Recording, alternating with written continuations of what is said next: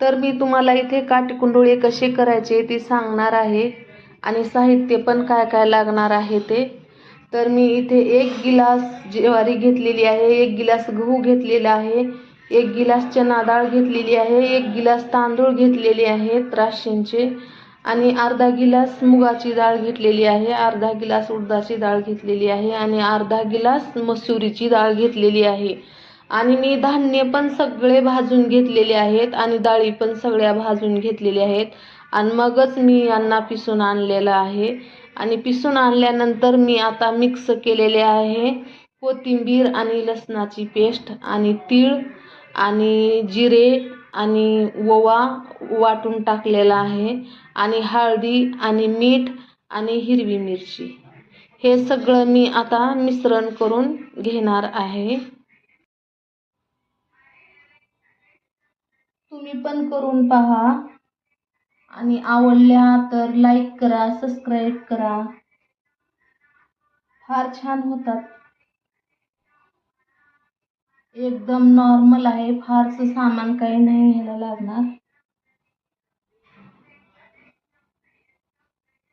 एकदम सोपी पद्धत आहे, करून पहा.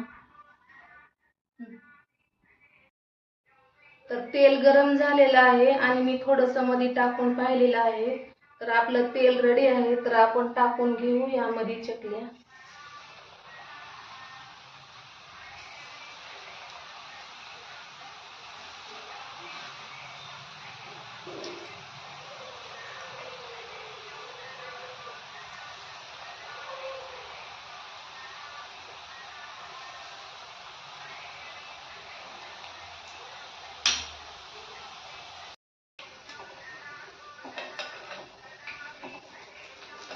बिस्किट कलर आला की मग काढायचा आहे चकल्या.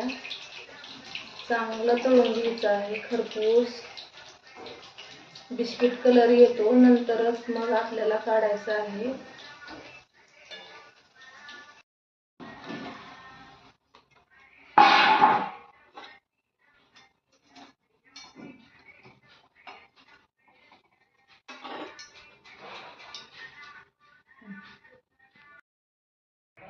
हे पहा कसं आतमधून खरपूस तळल्या गेलेलं आहे.